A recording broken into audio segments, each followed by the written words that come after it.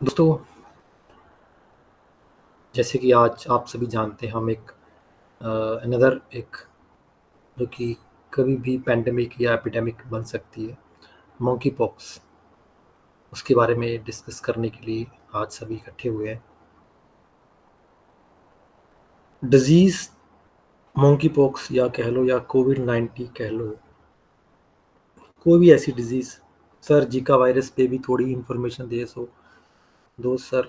आज if possible here and थोड़े number of cases present. कोई बात नहीं, हम फिर कभी ले लेंगे उस पे लेक्चर। आज हम मंकी पॉक्स पे ही फोकस करेंगे और जो इसके कारण रहते हैं। हम लगातार वेबिनार लेते रहे करेंगे, कोई दिक्कत नहीं है इसमें। अ, दोस्तों, कोई भी डिजीज़ संक्रामक कैसे होती है, इस पर थोड़ा-सा हम, चूँकि इस डिजीज़ के बारे में आज अ, पढ़ने के लिए इकट्ठे हुए हैं, लेकिन अगर आप सिर्फ़ एक एलोपैथिक व्यू ऑफ पॉइंट से या सिर्फ़ एक मॉडर्न फिजिशियन के तौर पर कोई भी एपिडेमिक या इमरजेंसी या पैंडेमिक को समझो, तो सिंपल सा सिद्धांत देखने को मिलता है कि कोई डिजीज़ आई, उसके वायरस या बैक्टीरिया आया, most of the time virus ही रहता है, और वो जब एक से दूसरे को ट्रांसमिट हुआ, तो जितने लोग ट्रांसमिशन में आएँगे, उतने ही वो कैरियर बन जाएँगे, उतनी ही ये डिज़ीज़ आगे स्प्रेड होती जाएगी, प्रोपेगेट होती जाएगी। लेकिन आयुर्वेद थोड़ा-सा हट के सोचता है इससे। आयुर्वेद ने आल्दो जनपदों ध्वंस में ये बात ज़रूर कही है कि हर एक चीज़ जो है, वो जब कोई ऐसी व्याधि आती है, तो हर एक चीज़, चाहे वो जल है, चाहे वो पृथ्वी है, चाहे वो हमारा खान-पान है, चाहे हमारा जड़ी-बूटियाँ हैं, वनस्पत्ति है, everything got infected. Even the air, वो भी इन्फेक्टेड हो जाती है, उसमें भी संक्रमण आ जाता है। तो आयुर्वेद जिस जनपदों ध्वंस की बात कर रहा है, वो पैंडेमिक का एक बहुत अग्रेसिव या सिवियर स्टेट कह लो, वो उसकी बात हो रही है। आप अगर थोड़ा-सा हिस्ट्री में इंटरेस्ट रखते हो, तो यू विल फाइंड कि ऐसी हमारी बहुत सारी सभ्यताएँ हुई, जो कि एक डिज़ीज़ आने पर ख़त्म हो गई। बड़े-बड़े साम्राज्य, बड़ी-बड़ी धर्म एक पैंडेमिक से ख़त्म हो गए, है ना? फिनिश हो गए।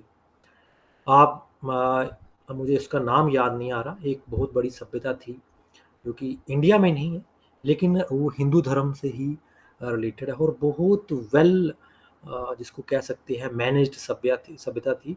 उनकी अपनी सिटीज़ थी, उनके मंदिर थे। मैं ग्रुप में डालूँगा, उसका नाम क्या था। तो काफ़ी रिसर्च हुई कि इतनी वेल फ्लरिश्ड सभ्यता, हर एक चीज़ उनकी, अपना ड्रेनेज सिस्टम, वाटर सिस्टम, उनकी सिटीज़ वेल प्लान्ड थी, एकदम से ख़त्म होती गई और वो पता ही नहीं चला कैसे वो फिनिश हो गई। कुछ रिसर्चर कहते हैं कि वहाँ पे मलेरिया फैल गया, या कुछ रिसर्चर कहते हैं कोई ऐसी डिज़ीज़ फैल गई, क्योंकि वाटर वहाँ पे, सराउंडिंग में वाटर अवेलेबल था। वहाँ पे रिज़र्वायर थे जो कि स्टैग्नेंट वाटर था। तो कुछ रिसर्चर कहते हैं कि वहाँ पे कोई ऐसी डिज़ीज़ फैली होगी, जिसकी वजह से एकदम से वो पूरी पूरी सभ्यता का सफाया कर गई। सो आयुर्वेद उस टाइप की सीवियर पैंडेमिक के बारे में बात करता है जनपदों ध्वंस में। अब ये सीवियर कह लो या नॉर्मल मिनिमम कह लो, आपको संप्राप्ति कारण सिमिलर मिलेंगे। दोस्तों, हम एक व्याधि या कोई दूसरी व्याधि की तरफ हमारी बॉडी कैसे इन्फेक्टेड होती है, या हम क्यों बीमार पड़ते हैं, पर्टिकुलरली संक्रामक।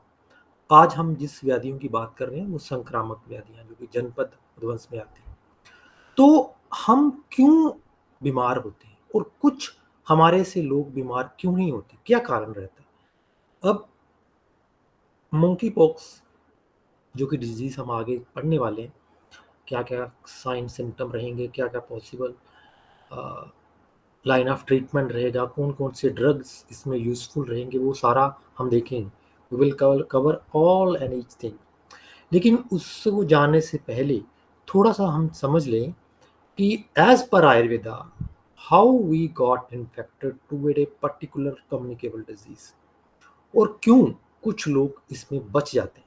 Although although again I am telling you, it doesn't means कि उस पर्सन का इम्यूनिटी सिस्टम बहुत अच्छा है, वो बच गया तो उसका इम्यूनिटी सिस्टम अच्छा होगा इसलिए वो बच गया, ऐसा नहीं। हर एक डिजीज जब वो कम्युनिकेट करती है, जब वो फैलती है पैंडेमिक, एपिडेमिक या इमरजेंसी में, तो कुछ उसके पर्टिकुलर कुछ लोग होते हैं, कुछ ऐसे क्लाइंट होते हैं उसके, कुछ ऐसा मीडियम होता है जो कि उन्हीं लोगों को इन्फेक्ट करती है। दोस्तों, जिस प्रकार की व्याधि हो और उस प्रकार का अगर मीडियम बॉडी में अवेलेबल हो, अगर दूष्य उसके हिसाब से अवेलेबल है वहाँ पे, तो वो दोष बिल्कुल वहाँ पे अटैक करेगा। अब जैसे मंकी पॉक्स हम आगे पढ़ेंगे तो you will find that monkeypox is just like kapha pitta prevalent disease. इसमें कफ पित्त का इन्वॉल्वमेंट रहेगा, पित्त का थोड़ा सा ज्यादा रहेगा, और ये रक्त प्रदूषित व्याधि के रूप में प्रकट होगी। अब जिन लोगों में किन्हीं कारण के वश रक्त वीक है, या पित्त अग्रेसिव रूप में एग्रावेटेड है, या दोषों की विषमता जो कफ पित्त को बढ़ाती है, अगर ऐसा कोई मीडियम उनकी बॉडी में मिलता है, they are likely to suffer from monkeypox। Now, the highlighting point which I want to communicate with you that कोई भी डिजीज जब कम स्प्रेड होती है तो उन लोगों में वो इन्फेक्शन के चांसेस ज़्यादा रहते हैं जिनमें ऑलरेडी वो मीडियम है। अगर कोई रक्तज व्याधि कम्युनिकेट हो रही है, स्प्रेड हो रही है, मीन्स अगर उसके लक्षण जो है वो रक्तज के हैं, पैथिक लक्षण है, रक्त पित्त के लक्षण है, कुष्ठ के लक्षण है, तो वो सबसे ज़्यादा चांसेस ये रहेगा कि वो उनको इन्फेक्ट होगी जिनमें ऑलरेडी कोई रक्तज व्याधि चल रही है, या वो थोड़े से पैथिक है, या जिनमें रक्त दूषित चल रहा है, या कुछ लोग जो अग्रेसिव हैं, क्रोधित हैं, जो प्रोन है पित्त या रक्त व्याधियों के, तो उनको मंकी पॉक्स बड़ी आसानी से होगा।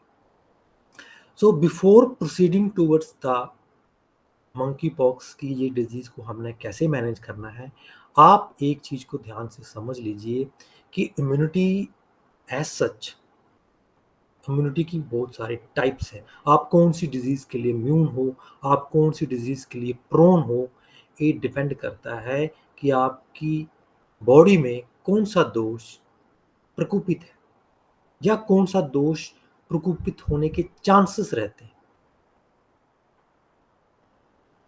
इम्यूनिटी अगर आप देखा जाए तो बहुत कम लोग फुली इम्यून रहते हैं, बहुत कम लोग। असल में मैक्सिमम लोग 95% लोग प्रोन है किसी ना किसी डिजीज के लिए। हाईली इम्यून पर्सन वही है जो आचार साइन में, जो अपने पांचों विकारों के प्रति सजग है, जो सम अवस्था में रहता है, जिसका सत्व बहुत अच्छा है, जो सम प्रकृति का है, जिसके शारीरिक दोष भी सम है और मानसिक दोष भी सम है, वो फुली इम्यूनाइज्ड है। लेकिन कोई ऐसा व्यक्ति जो किसी एक चीज में कमजोर है, किसी एक चीज में स्ट्रांग है, वो जिस चीज में स्ट्रांग होगा उस चीज का इन्फेक्शन होने का उसको डर रहता है। हमारे आचार्य चरक भी एक जगह पे इसका वर्णन करते हुए कहते हैं कि दोष दुष्य समूर्छना कहाँ पे होगी। अब आप देखोगे, अगर किसी को पैथिक डिजीज होती है तो प्रेजेंटेशन अलग अलग है। अब पित्त जो है वो एक ब्रॉडली वे में एक दोष है, लेकिन पित्त के एक्सेसिव बढ़ने से किसी को अम्ल पित्त हो जाता है, किसी को रक्त पित्त हो जाता है, किसी को खालित्य पालित्य हो जाता है, या किसी को अर्श हो जाता है। लेकिन क्वेश्चन राइज होता है कि क्यों ऐसा वेरिएबिलिटी क्यों है। हमने कभी ये सोचा नहीं है, ना हमने अपने गुरुओं से कभी पूछा कि क्यों भाई पित्त किसी का प्रकोपित हुआ तो किसी को अम्ल पित्त क्यों हुआ और किसी को अर्श क्यों हुआ, क्या कारण है। तो आचार्य चरक इसके बारे में बोलते हैं कि जो वीक स्थान होगा, जो शरीर में जो भी वीक स्थान होगा, दोष वहां पे जाके बैठ जाए। और बिल्कुल सही कहते हैं, अगर आप इसको सुपरफिशियल पढ़ो तो यू विल फाइंड कि ये एक तार्किक एक्सप्लेनेशन नहीं है, ये कितनी डीप एक्सप्लेनेशन नहीं है। ऐसा लगता है कि बस पल्ला झाड़ दिया गया है कि भाई जो वीक पॉइंट है वहाँ पे दोष दूसरे से मूर्छना हो जाएगी। लेकिन अगर कोई लाइव गुरु आपके पास है तो वो आपको बताएगा कि वीक पॉइंट का मतलब यहाँ पे क्या है। जो पॉइंट, जो क्षेत्र जो प्रोन है उस डिजीज के लिए, वो वीक पॉइंट है। अगर आपका कॉन्स्टिपेशन आपको डेवलप रहती है या आपका अपान एरिया इतना अच्छा नहीं है, तो likely you will get to suffer from piles. और अगर आपको इंडाइजेशन की प्रॉब्लम है और आपको उदर्भ गुल्म रहता है और आप थोड़े से स्ट्रेसफुल भी हो, अगर आपको डकार एक्सेस में आते हैं या आप कॉन्शियस हो towards your stomach, your digestion, chances will be there that you will get to suffer from amla pitta. या आप बहुत चिंतनशील हो, आपके अंदर अग्रेसिव थॉट्स चलते रहते हैं, क्रोधित रहते हो, तो चांसेस ये रहते हैं कि आपको अमल पित्त होगा। तो जो भी वीक पॉइंट होगा वहाँ पे डिजीज जाके बैठ जाएगी। या जो भी आपके अंदर वीक पॉइंट है जिस दोष के प्रति, उस दोष की कम्युनिकेबल डिजीज आपको होने का भय रहता है। जैसे कि मैं देखता हूँ अक्सर कुछ पेशेंट जो कि जिनको अक्सर रक्त प्रदूषित व्याधियों होने का डर रहता है, उनको मैं देखता हूँ उनकी लेटर लाइफ में कि वो हेपेटाइटिस बी, हेपेटाइटिस सी या लीवर रिलेटेड डिसऑर्डर, इनके लिए वो प्रोन रहते हैं और बड़ी जल्दी उनको ये डिजीज अट्रैक्ट करती है ना। तो रेस्पिरेटरी वाले भी, अब जिनको क्रॉनिक प्रतिशाय रहता है, अब आपको दोस्तों कभी हम प्रतिशाय पढ़ेंगे तो हम आपको बताऊंगा कि प्रतिशाय, जीर्ण प्रतिशाय जो है वो बड़े एक प्रकार का होता है, और एक एक वो जीर्ण प्रतिशाय है जो कि धातुगत रहता है। अगर धातुएं आपकी वीक हैं तो एक जीर्ण प्रतिशाय चलता है जिसको पोस्ट नेजल ड्रिप बोलते हैं, जिसमें कि बलगम जो है वो पीछे को गिरती रहती है पेशेंट के। अब ये प्रतिशाय हमारे आचार्य बोलते हैं कि अगर इसको क्योर ना किया जाए तो ये pratishay later on will land up into kshaya या राजक्षमा। अब अगर किसी व्यक्ति को ये प्रतिशाय होता है जो कि एज सच उसको कोई सिम्टम नहीं है रेस्पिरेटरी के, वो इसको कोई ऐसा कोई सिम्टम दिख नहीं रहा प्राणभय स्रोत उसका, लेकिन उसको पोस्ट नेजल ड्रिप रहता है, तो ऐसे पेशेंट मैंने देखा है कि लेटर ऑन ट्यूबरकुलोसिस से सफ़र कर सकते हैं, या कोई ऐसी डिजीज़, निमोनिया हो गया, या अगर कोई कोविड-19 स्प्रेड होता है तो वो इनको जल्दी कैचअप हो जाता है। तो ये प्रोन है ऐसी डिजीज़ के लिए जिस डिजीज़ की, जिस दोष की धातु विषमता होगी, दोष विषमता होगी, वो पर्सन प्रोन है, या वो कह लो कि आप उसकी इम्यूनिटी नहीं है उस डिजीज़ के लिए। तो सबसे पहले आप अपनी बॉडी की तरफ ध्यान दें, पेशेंट के बारे में मत सोचिए। सबसे पहला पेशेंट आपका शरीर ही आपके लिए। तो देखिए कि मेरे शरीर में क्या वीक पॉइंट है, मैं कौन-सी डिजीज़ के लिए प्रोन हूँ। मैं कफज के लिए प्रोन हूँ, मैं पैथिक के लिए प्रोन हूँ, मैं वातज के लिए प्रोन हूँ। फिर स्थान के हिसाब से आ जाइए। मैं श्वासव्य स्रोतों के लिए प्रोन हूँ, मैं अग्नि के रोगों के लिए प्रोन हूँ, है ना? मैं अपानगत रीज़न में डिजीज़ेस होने के लिए प्रोन हूँ। मैं त्वचागत विकार के लिए प्रोन हूँ, है ना? मैं साइकोलॉजिकली डिस्टर्ब होने के लिए प्रोन हूँ। मल्टीपल डिजीज़ेज़ होते हैं। तो यही जो पॉइंट है, ये आपकी वीक पॉइंट है। तो अगर कोई भी पैंडेमिक, कोई एपिडेमिक, कोई इमरजेंसी अगर फैलती है, तो आपने देखना है कि मेरी बॉडी क्या इसके लिए इम्यून है या नहीं है? क्या इसके लिए प्रोन है? तो अगर प्रोन है, तो you have to take extra cautious. अभी हम स्क्रीन में शेयर करूँगा और वी विल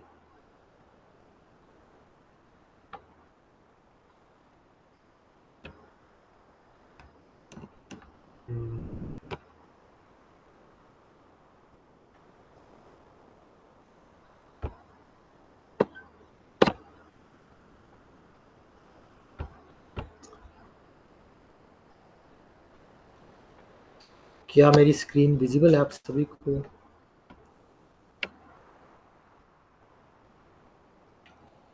ठीक है, I am getting the answer.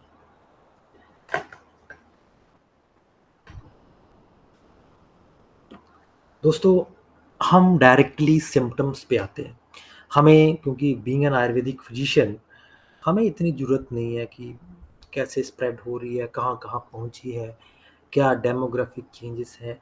अभी इतना जो मैंने आपको पीछे बताया जनपदोध्वंस के बारे में, कि सिवियरिटी का जो फॉर्म है, पैंडेमिक से भी ऊपर या सिवियर पैंडेमिक, वो हमारे चारों की बात कर दी है।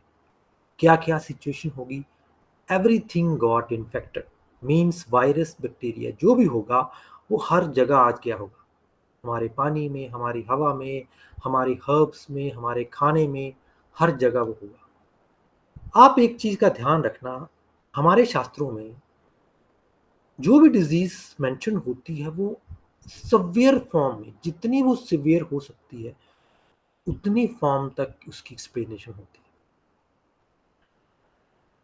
जितने सिम्पटम्स अपीयर हो सकते हैं किसी डिज़ीज़ में, वो सारे सिम्पटम बताए जाते हैं। जितने उपद्रव किसी डिज़ीज़ में अपीयर हो सकते हैं, वो सारे बताए जाते हैं।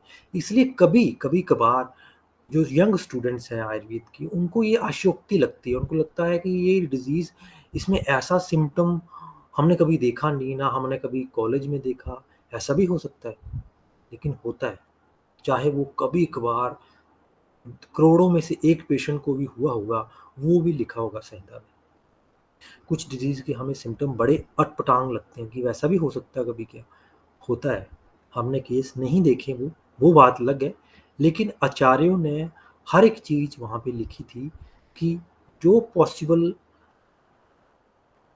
प्रेज़ेंटेशन हो सकती है, क्लिनिकल प्रेज़ेंटेशन, वो उन्होंने लिखी थी। So we will not go dig into the कि कितना फैला है ये, कहाँ-कहाँ पहुँचा है। हम ये देखते हैं कि क्या इसकी क्लिनिकल प्रेज़ेंटेशन होगी, क्योंकि हमें बीइंग एन आयुर्वेदिक फिजिशियन, हमें लेबोरेटरी इन्वेस्टिगेशन या उतना हमें जाने की ज़रूरत है नहीं, क्योंकि वी विल गो और we will treat according to the symptoms, है ना? जो रूट हमारे पास अवेलेबल होंगे।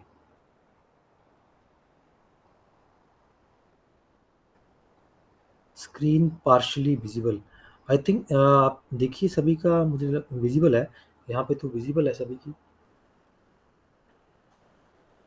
People with mpox often get a rash that may be located on hands, feet, chest, face or mouth. अब आप थोड़ा-सा इसको देखें, और near genitals including penis, testicle, लेबिया and vagina. थोड़ा-सा ये कफ की तरफ चल रहा है, थोड़ा-सा, हाँ? थोड़े से आपको कफ के सिम्पटम, क्योंकि जो स्थान बताए गए हैं, वो थोड़ा-सा इंडिकेट कर रहे हैं कि ये डिज़ीज़ इसमें कफ का अंश होने वाला है। The incubation period is 3 to 7 days. हमारे लिए जितना मैटर करता नहीं है, लेकिन स्टिल इतना अगर इंक्यूबेशन पीरियड है, तो जितना लंबा इंक्यूबेशन पीरियड होगा, उतना मुझे लगता है कि कफ के सिम्पटम्स ज़्यादा होने के चांस है। जितना कम इंक्यूबेशन पीरियड होगा, मीन्स अगर 3 दिन में किसी को हो रहा है, तो पैक्टिक या रक्त सिम्पटम्स ज़्यादा होंगे।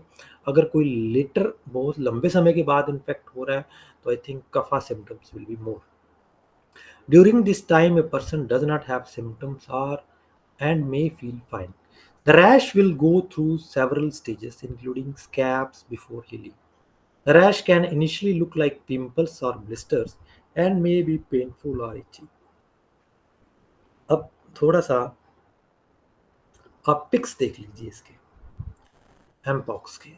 So you will find just like chicken pox, है ना? जो चिकन पॉक्स के सिम्टम हैं, वो उसकी झलक आपको यहाँ पे देखने को मिलेगी। सो थोड़े से मैंने डिफरेंट डिफरेंट पिक्स यहाँ पे लगाई हैं, आप देख लीजिए। एक इसकी प्रेजेंटेशन ये है, क्योंकि ये अभी नया नया ही आया, तो इतना डाटा इस पर अवेलेबल नहीं है, लेकिन स्टिल यू विल फाइंड कि जिसके जो सिम्टम्स हैं, ब्लिस्टर्स टाइप्स, जिनमें कि यू विल फाइंड, यहाँ पे मैं एरो लगा रहा हूँ, अब यहाँ पे देखिए, तो ये erythema around blisters is a clear cut sign of रक्त इन्वॉल्वमेंट, है ना? और बीच में वाटर फिल्ड पस्ट्यूल टाइप के हैं, तो कफा और रक्ता, ये आपको देखने को मिलेगा। अब आप देखिए इस सेकंड में, अब सेकंड का जो टाइप है, अब इस पेशेंट का आप कलर देख लीजिए स्किन का, तो ये रक्त प्रोन पेशेंट है। आप देखिए इसमें ब्लिस्टर्स या रिदमा जो अराउंड है वो थोड़ा सा रक्त के साथ एसोसिएटेड है, मतलब पित्त जो है इसमें ज़्यादा रहेगा। अब इसमें इतना नहीं है, आल्दो है, क्योंकि जो स्किन कलर है वो इतना हाईली पैथिक नहीं है, इतना फेयर नहीं है, थोड़ा सा वातज सा लग रहा है, इसलिए आप थोड़े से कम रिदमा देखोगे, इसमें आप थोड़ा सा कफ प्रधान वो देखोगे। ठीक है, अब देखिए ये भी बहुत फेयर कम्प्लेक्स्ड स्किन है और इसके जो लीजन्स हैं वो भी आपको रेडिश रेडिश दिख रहे हैं। अब इससे क्या पता चलता है, मैंने जो आपको पहले बताया कि जो जिस दोष का प्रोन होगा उसमें वैसा ही संक्रामक होगा और उस दोष की प्रधानता उसमें आपको देखने को ज़्यादा मिलेगी। अब coming back to the symptoms, other symptoms, सबसे पहला सिम्टम्स क्या है, आप देख लीजिए कि ऐसे पस्ट्यूल टाइप चिकन पॉक्स की तरह आपको देखने को मिलेगा। आप अपने माइंड में ज्यूम करिए कि ये चिकन पॉक्स का सिस्टर है, चिकन पॉक्स की तरह आपको ये सिम्टम्स ब्लिस्टर्स देखने को मिल जाएंगे, उनमें वाटर फिल्ड प्लस रिदमा वहाँ पे होगा।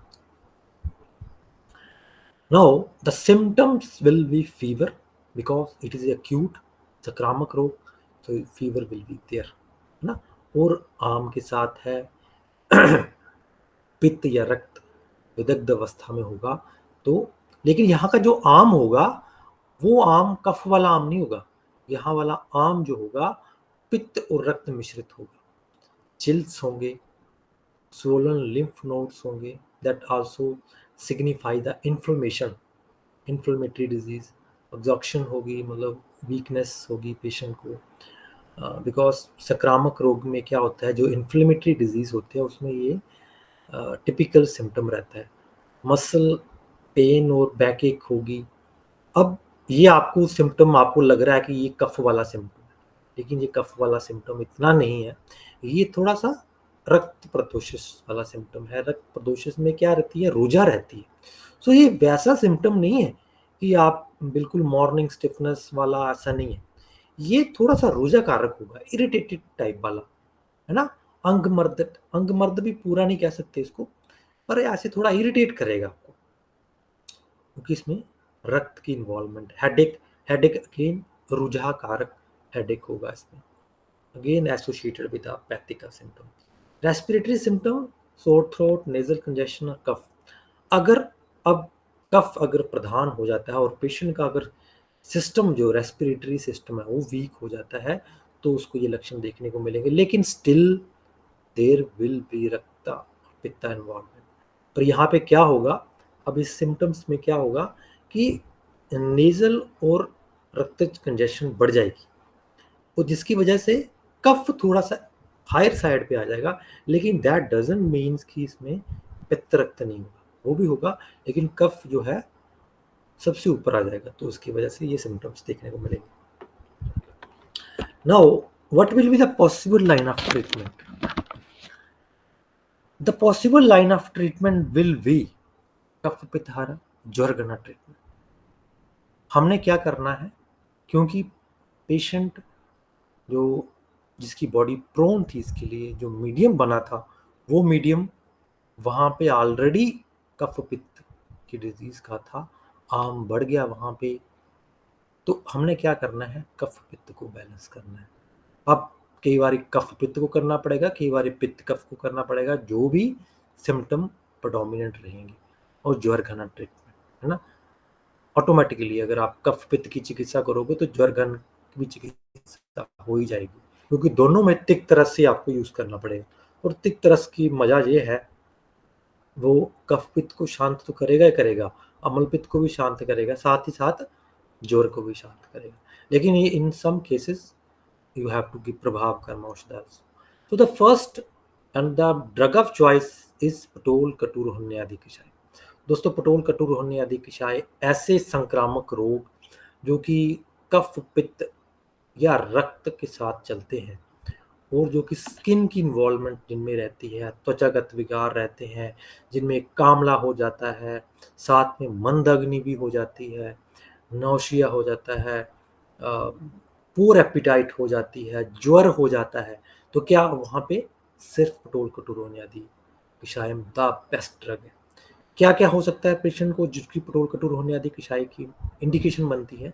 पेशेंट को ब्लिस्टर्स फॉर्म हो सकते हैं, वहाँ में अ, वाटरी डिस्चार्ज हो सकता है, पेशेंट को नोज़िया हो सकता है, पेशेंट पुअर एपेटाइट के साथ आ सकता है, उसके लिवर एंजाइम रेज़्ड हो सकते हैं, इसी मंकी पॉक्स की वजह से।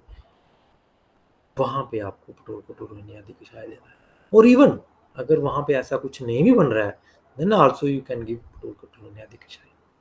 अब बात आती है कि अगर ब्लिस्टर, ये आपको दिखा रहा था मैं, ये ब्लिस्टर अगर बहुत ज़्यादा बन जाता है, सपोज़ करो ये इतना बड़ा हो जाता है और दोष बहुत प्रबुद्ध हो जाता है, बहुत बड़ा हुआ दोष, जैसे पेम्फिगस वल्गैरिस टाइप दिखना स्टार्ट हो जाता है, या फिर ये ब्लिस्टर पूरी बॉडी में एक्सेस फॉर्म में हो जाते हैं, then in that condition use patol mool आदि कषाय।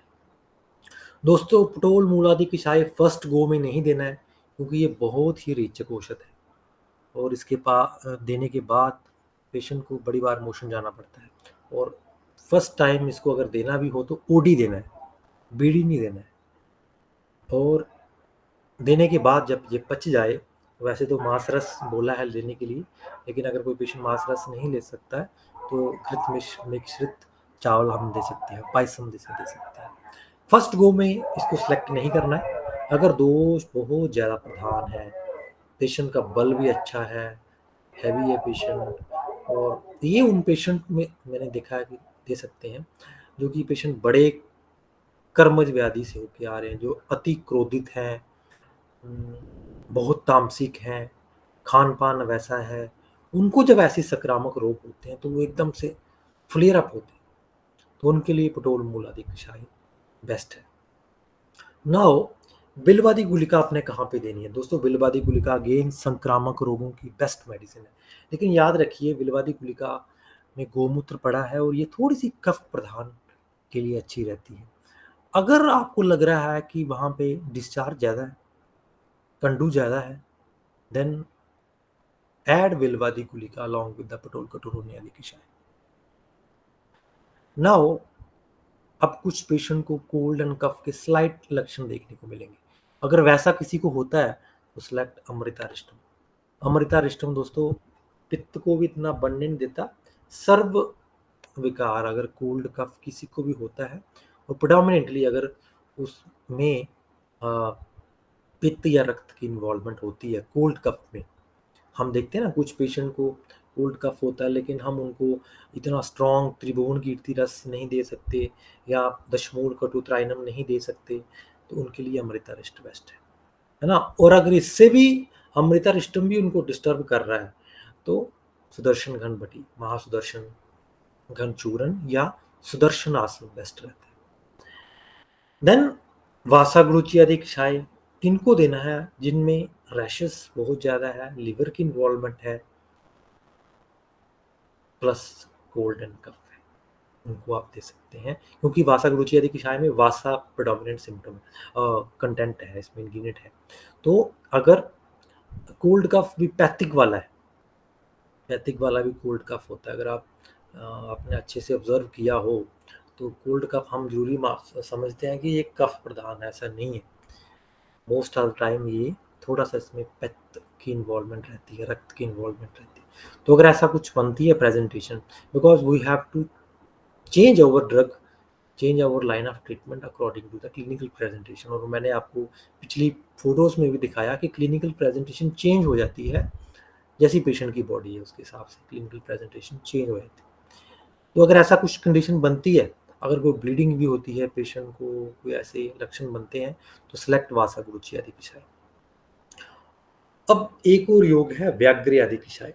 व्याघ्र आदि कषाय उन लोगों को देना है आपने जिनमें प्रोमिनेंटली जो इन्वॉल्वमेंट हो रही है वो रेस्पिरेटरी सिस्टम की इन्वॉल्वमेंट, प्लस फीवर है, प्लस थोड़ा बहुत अगर रैश भी है स्किन की, क्योंकि इसमें व्याघ्री पड़ी है, अमृता पड़ी हुई है। तो ये उन पेशेंट के लिए अच्छा काम करेगा जिनमें कफ पित्त के साथ किसकी इन्वॉल्वमेंट है, चेस्ट की इन्वॉल्वमेंट है, और एक टाइप ऑफ ब्रीदिंग डिसऑर्डर बन रहा है।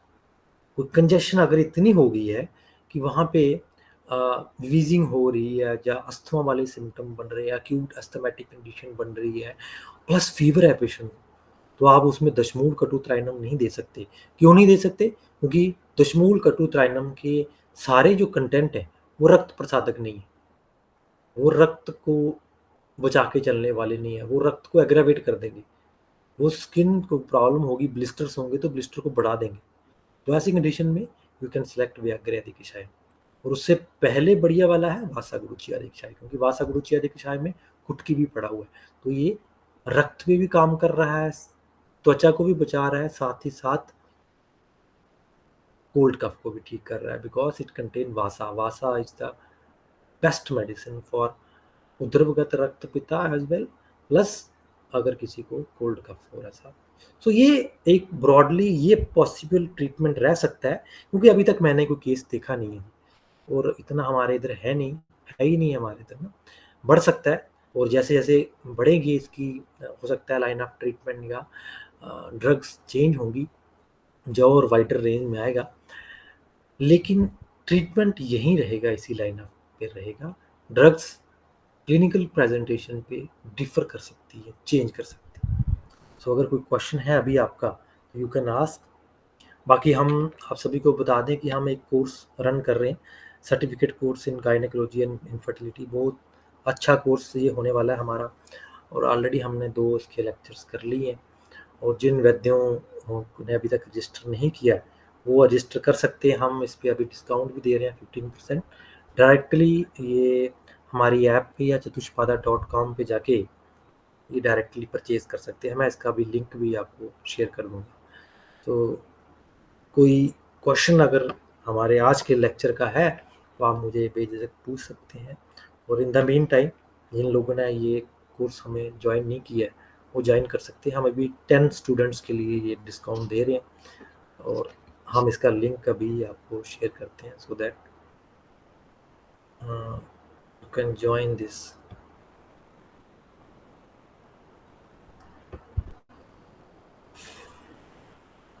कोई क्वेश्चन है हमारा इसके रिलेटेड तो पूछ सकते हैं, इस डिजीज के रिलेटेड।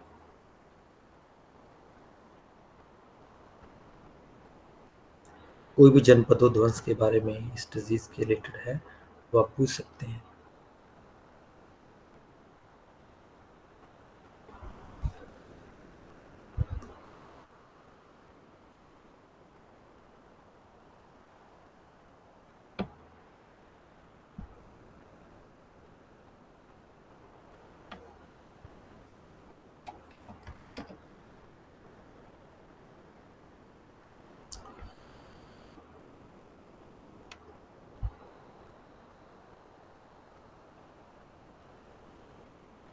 जनपदोध्वंस एक बहाना है ना।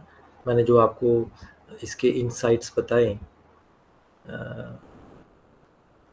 वो आप हर डिजीज़ पे एप्लीकेबल कर सकते हो, क्योंकि ये इनसाइट्स होते हैं। और आयुर्वेद का इतना मज़ा है आयुर्वेद पढ़ने में कि आप जो कंसेप्ट है एक डिजीज़ का वो हर जगह लगा सकते हो।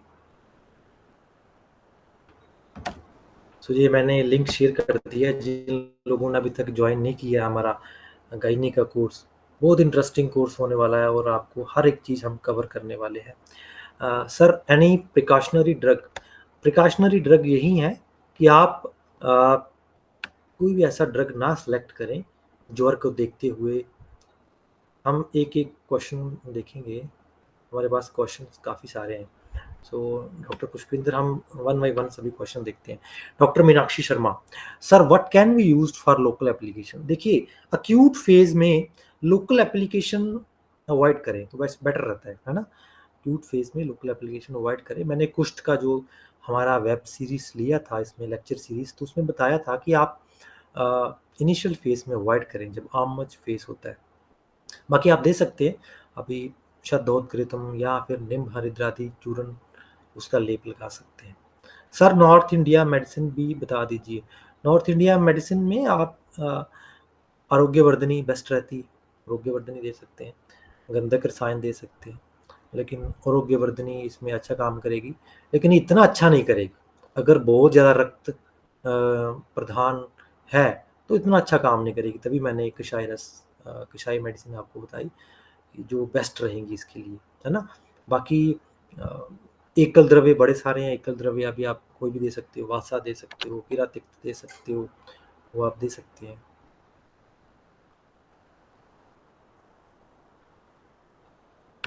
चोप चीनी आदि चूर्ण, आप दे सकते हैं नॉर्थ इंडिया प्रेपरेशन की अगर आप बात करो। सर इसका डायग्नोस रैश से ही होगा प्रिडोमिनेटली। इसमें रैश ही अभी तक जो डाटा मेरे पास आया है उसमें क्लिनिक, क्योंकि मैंने पेशेंट देखा नहीं है कोई भी अभी, तो जो डाटा अभी तक मैंने देखा है उसमें प्रिडोमिनेटली रैश इसमें देखने को मिल रहा है। डॉक्टर जूही शर्मा जी ने क्वेश्चन पूछा। Doctor Pushpinder Kaur is sir any precautionary drug. Precautionary drug यही है कि आप कोई भी ऐसा ड्रग ना सिलेक्ट करें जो कि रक्त प्रसादक ना हो। कोई भी ऐसा ड्रग आवेश में आके ज्वर को कम करने के चक्कर में ऐसा ड्रग सिलेक्ट ना करें जो कि पित्त को बढ़ा दे, रक्त को बढ़ा दे, है ना। बाकी और कोई प्रिकॉशनरी ड्रग नहीं है। डॉक्टर प्रीति धाके external application for blister. External application अभी जस्ट मैंने आपको बताया कि अवॉइड करें। नीम हरिद्रादि चूर्ण या शतधोल अगर किसी को बड़ी सारी बर्निंग सेंसेशन हो रही है तो लगाएं। बाकी मल्टीपल मार्केट में आप एकल द्रव्य का भी यूज़ कर सकते हैं, निम्ब यूज़ कर सकते हैं ना, किरातिक्ति यूज़ कर सकते हैं, हरिद्रा यूज़ कर सकते हैं, लेकिन उतना जरूरत करने की नहीं अगर आप लोकली इसको लगा लेते हो तो इंटरनली मेडिसिन दे देते हो तो ये मैंने लिंक शेयर कर दिया है। आप सभी इसमें ज़रूर जाएं और ये लेक्चर सीरीज़ बड़ी ही इंपॉर्टेंट। अभी हम लिमिटेड एक ऑफ़र दे रहे हैं सो दैट जिन लोगों ने वेबिनार ज्वाइन किया है उनके लिए एक डिस्काउंट कूपन दे रहे हैं। Doctor Ravi Prajapati if patient is vata paittik prakriti और शेष प्रकृति कृष patient what can be given. देखिए इनिशियल फेज में जब ये डिजीज बढ़ रही है तो आप दे सकते हो मेडिसिन। इसमें कोई आपको धातुओं को बचाना या सौम्य औषध इतनी ध्यान रखने की जरूरत नहीं है, क्योंकि वो थोड़े दिन का फेज है। उसको आप बैलेंस कर दीजिए, उसके बाद देखिए कि क्षय जो है कृष पेशेंट है उसको कैसे बचा के चलना है, क्योंकि आप इनिशियली घृत तो दे नहीं सकते, है ना। घृत आप दे नहीं सकते इनिशियली कि मैं अगर पेशेंट बहुत वीक है तो मैं इसको महातिक्तम या तिक्तम घृतम दूं, नो। आमज फेस में आपको रुक्ष औषधि यूज करनी पड़ेगी, कषाय रस ही देना पड़ेगा, तिक्त रस देना पड़ेगा। कषाय मतलब कषाय लिक्विड्स वो देने पड़ेंगे, चूर्ण कल्पना देनी पड़ेगी, है ना। तो ये सर नीम हरिद्रा चूर्ण को किस में मिलाकर लगाएं। बिल्कुल प्लेन वाटर से लगाएं, नॉर्मल वाटर से।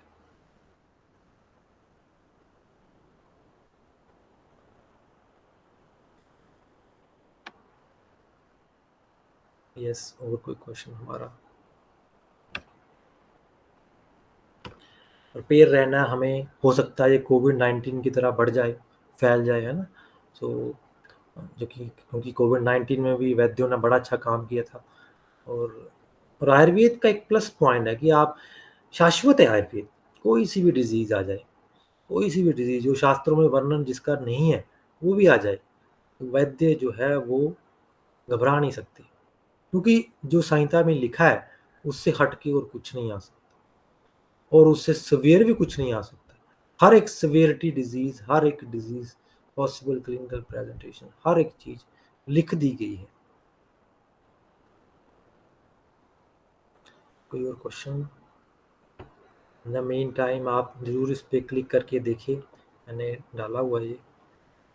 और बहुत ही एक अच्छी सीरीज हमारी होने वाली है जी, जिसमें कि हम बहुत कम अमाउंट में आप सभी को वो चीज़ दे रहे हैं जो कि एमएस प्रसूति तंत्र में भी आपको देखने को नहीं मिलेगी। और ऐसी ऐसी हम फैक्ट्स, ऐसी डिजीज हम डिस्कस करेंगे। We will not only cover the each and every aspect allopathy viewpoint से, बल्कि आयुर्वेद के व्यू पॉइंट से हर एक चीज़ हम अनटर्न करेंगे। कोई और क्वेश्चन हमारे वैद्य का?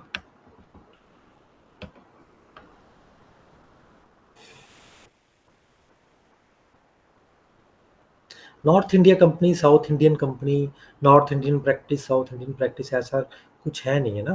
तो आप इसमें डिवीज़न मत करें, है ना? और ड्रग्स को देखें जो ड्रग्स प्रैक्टिकली अच्छा रिज़ल्ट देती हैं। जहाँ पे रसा प्रिपरेशन रिज़ल्ट देती हैं, वहाँ पे कषाय नहीं देते। जहाँ पे कषाय देते हैं, वहाँ पर रसा प्रिपरेशन नहीं देती। तो ये अपने आप अपना थोड़ा-सा दायरा बढ़ाइए प्रैक्टिस का। जितना आपका दायरा बढ़ेगा, उतने ही आपके पास ऑप्शंस होंगे, क्योंकि आयुर्वेद में क्लिनिकल प्रेज़ेंटेशन बहुत है और क्लिनिकल प्रेज़ेंटेशन दोष-दूसरे के हिसाब से चेंज हो जाती है। एलोपैथी में इतना फ़र्क नहीं पड़ता, फ़र्क पड़ता ही नहीं है उधर। उनके पास स्टैंडर्ड ड्रग्स हैं। फ़ीवर है तो पैरासिटामोल से चलेगा, हर जगह वही चलेगी। लेकिन हमारे पास बहुत सारा कुछ है, सुदर्शन आश्व है, हमारे पास अमृतारिष्ट है, मुस्तारिष्ट है, फिर हमारे पास त्रिभुवन कीर्ति रस है, फिर हमारे पास अमृतधारम कषाय है। तो इतनी अगर चीज़ें बनी हैं, तो उनके पीछे कारण है। कारण ये है कि प्रकृति के हिसाब से पेशेंट की body type, age, region, clinical presentation कितनी है, दोषों की क्वांटिटी कितनी है, उसके हिसाब से ड्रग्स चेंज हो जाती हैं।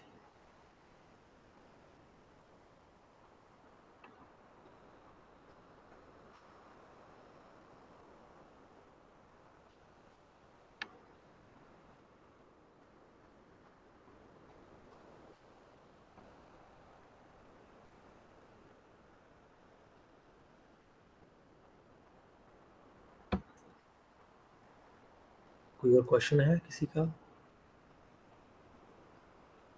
अगर नहीं है तो ये हम सेशन क्लोज़ करते हैं, और आप ज़रूर एक बार हमारा जो गायनी वाला सीरीज़ चल रहा है, उसको ज़रूर देखें। एक बार गो थ्रू हो जाए कि हम क्या-क्या करने वाले हैं।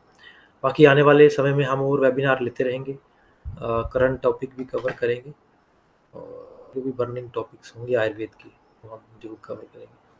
और कैसा आप वेबिनार आज का आपको लगा है, आप ज़रूर अपने फीडबैक और रेटिंग हमें दीजिए, so that you will get you will be a medium for others to grow, है ना? मैं अगर आप ये मत सोचिएगा कि मुझे कोई आप ऐसा कोई बेनिफिट है, ऐसा कुछ नहीं है। सिर्फ़ एक मोटो लेके चल रहा हूँ कि प्रोपेगेट करना है आयुर्वेद को, ट्रू नॉलेज को आगे बढ़ाना है और अच्छे वैद्य को लेके आना है, एक इकोसिस्टम बनाना है, उसके लिए मेहनत करता हूँ।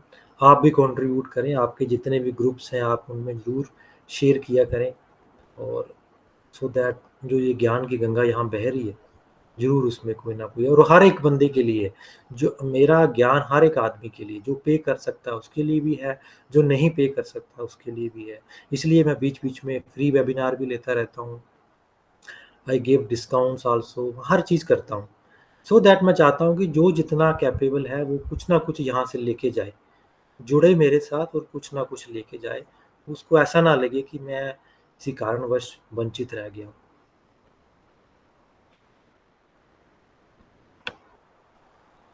डॉक्टर रवि प्रजापति, उत्तम मार्गदर्शन sir, great combo of Ayurvedic plus adhyatmik combination. Thank you doctor साहब, so much, thank you. Doctor Pushpinder Kaur, thank you so much, thank you doctor साहब।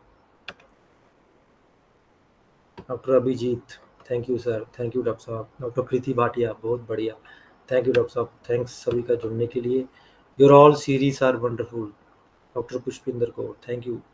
बहुत मेहनत करके, और आपको जो मैं आपसे बताता हूँ, जो भी मैं आपको बताता हूँ, मैं आपको एक बात बता दूँ, मैंने इसके लिए बहुत कुछ खोया है और मैंने बड़ी तपस्या की है। ये चीज़ें मुझे ऐसे नहीं मिली हैं, ये पढ़ के या किसी से ऐसे से सुन के नहीं है, मैंने ये जी हैं चीज़ें, और मैंने इसके लिए बहुत एक लंबा टाइम सफ़र किया है, और बहुत एक ब्रॉड ऑब्ज़र्वेशन रखी है।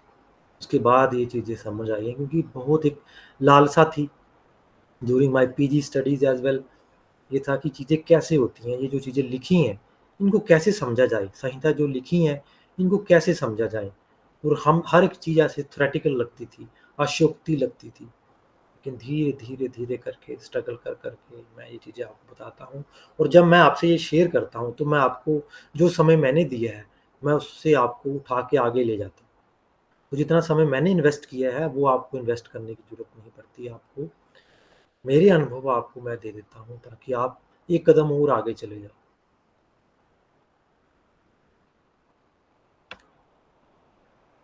डॉक्टर रवि प्रजापति, आपसे मुझे जो मिलता है मैं वो कभी नहीं पाया। थैंक यू डॉक्टर साहब। बहुत बड़ा बड़प्पन है। Doctor Ravi Prajapati MD BHU से हैं और बड़े अच्छे फिजिशियन हैं और बड़े एडमायरर हैं आयुर्वेद के। और इतने अच्छे अच्छे क्लिनिशियन, इतने अच्छे अच्छे लोग, मैं बड़ा गौरवान्वित महसूस करता हूँ कि मेरे साथ जुड़े हुए हैं। डॉक्टर कामनी ठाकुर ये पंजाब की डॉक्टर कामनी ठाकुर हैं और ये मेडिकल ऑफिसर हैं और बड़ा अच्छा, इनका भी अच्छी प्रैक्टिस है, बहुत अच्छा ही काम करते हैं। Doctor Pushpinder Kaur again eminent student है, एमिनेंट डॉक्टर, सभी, मैं अभी सभी के नाम नहीं पाऊंगा, लेकिन जो भी मेरे साथ जुड़े हैं एक्सीलेंट लोग हैं। डॉक्टर दीपिका दीक्षित सर, इसकी रिकॉर्डिंग भी मिलेगी क्या गायने वाले की? अभी तो किड्स एग्जाम इसलिए बार बार ज्वाइन नहीं कर पा रही। बिल्कुल मिलेगी, हर एक लेक्चर की रिकॉर्डिंग रहती है, आप ले सकते हैं। एक और चीज़ जो मुझे मिलता है वो है स्थिरता और धैर्य। बिल्कुल, मैं आपको बताऊं एक बात, लेक्चर एक बहाना है। लेक्चर जो मैं आपको बोलता हूँ आयुर्वेद, वो एक मीडियम है। असल में आपकी प्रज्ञा जगाना, साक्षी भाव जगाना, आपके अंदर शांति लेके आना, मौन लेके आना, साक्षी भाव लेके आना और धर्म अर्थ काम मोक्ष तक आपको लेके जाना, ये मेरा प्राइम मोटो है।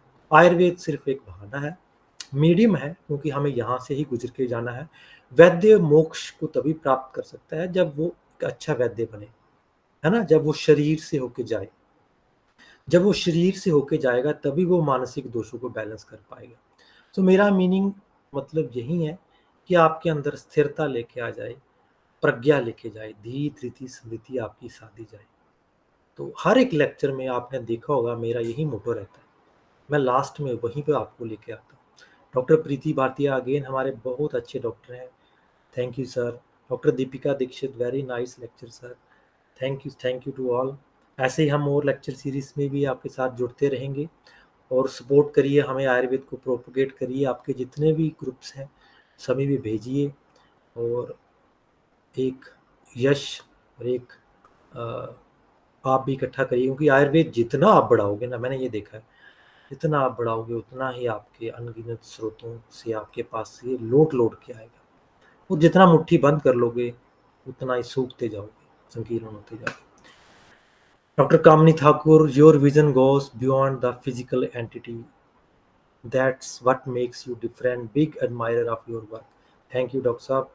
आप ऐसे हो, आप भी ऐसी यात्रा पे हो इसलिए आप सोचते हो ऐसा। डॉक्टर रवि प्रजापति, लोग बोलते आपको, आप क्या बताते हैं? मैं बोलता हूँ आपको, सुनना मुझे सुकून मिलता है। ग्रेट आध्यात्मिक स्किल सर, ये मुझे नहीं मिला कभी। थैंक यू डॉक्टर साहब, थैंक यू। यही आयुर्वेद, जो आयुर्वेद हम पढ़ते आए हैं वो सुपरफिशियल आयुर्वेद है। जो आयुर्वेद शरीर तक लिमिट है वो सुपरफिशियल आयुर्वेद है। आयुर्वेद मैंने आपको बताया, हमने जो आज तक पढ़ा है वो टिप ऑफ द आइसबर्ग पढ़ा है और बहुत कुछ नीचे पढ़ा है, और वो जाता है धर्म के रास्ते से होके, आध्यात्मिक के रास्ते से होके। जैसे जैसे हम आगे बढ़ते जाएंगे और मैं खुलता जाऊंगा, तो और बड़े सारी चीज़ें आपको देखने को मिलेंगी। Yes, your each and every word is ocean. Thanks to all, thanks to all. मैं कृतज्ञ हूँ आप सभी का, और मुझे अच्छा लग रहा है कि जो मैं चाहता हूँ बताना वो मैं डिलीवर कर रहा हूँ, और मेरा जो एम है वो मैं उस तक पहुँच रहा हूँ। सो आप सभी ने ये लेक्चर सीरीज़ ज्वाइन किया, आज का वेबिनार इतने शॉर्ट नोटिस पे, थैंक्स टू ऑल। वैसे ही हम और भी वेबिनार लेते रहेंगे और भी लेक्चर सीरीज लेते रहेंगे। इन द मीन टाइम कोई अगर कोई क्वेश्चन आपको बाद में भी बनता है तो हमारा डिस्कशन फोरम है चतुष्पादा ऐप पे, चतुष्पादा.com पे, जहाँ पे आप कभी भी कोई भी कुछ भी पूछ सकते हो, किसी भी डिजीज़, किसी भी क्वेश्चन क्वेरी पूछ सकते हो।